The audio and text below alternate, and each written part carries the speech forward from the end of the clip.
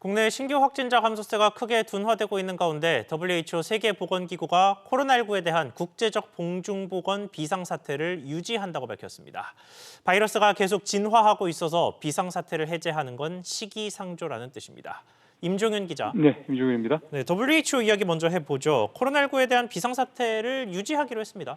예, 테오드로스 아드하놈 거브레스 사무총장이 현지 시간 19일 기자회견을 가졌는데요. 이 자리에서 며칠 전에 쓰던 긴급위원회 권고 의견에 동의한다. 그래서 비상사태 유지를 공식 발표를 했습니다.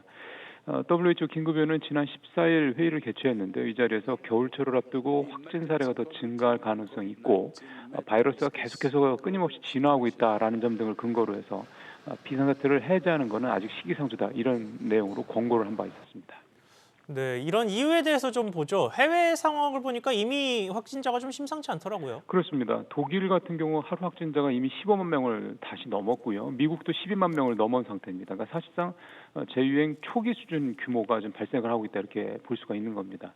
여기에다 신종 변이들도 계속 쏟아지고 있는데요. 미국에서는 BA4.6, BF7 감염자들이 늘고 있고 BQ1.1 바이러스도 유럽과 북미를 중심으로 조금씩 늘고 있는 상황입니다. 여기에 면역 회피력이 가장 높은 것으로 알려지고 있는 XBB 바이러스 역시 발견 사례가 좀 점차 늘고 있습니다.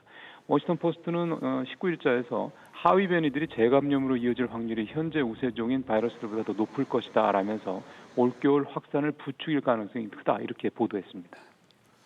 네, 그러면 국내를 살펴보겠습니다. 신규 확진자 감소세가 좀 주춤해졌다는 소식입니다. 예, 오늘은 전주 대비 1,500명 넘게 줄어들어서 2만 5천여 명을 기록을 하긴 했는데요. 이틀 전인 지난 18일에 3개월 만에 전주 대비 2배 늘어나는 더블링이 나타났었고요. 5일 연속 전주 대비 증가세가 이어지기도 했습니다. 정기석 국가감염병 위기대응 자문위원장은 주간 하루 평균 2만 명대에서 저점을 찍고 12월 초쯤에는 다시 재유행이 발생할 수 있다 이렇게 전망하고 있습니다. SBS PG 임종윤입니다.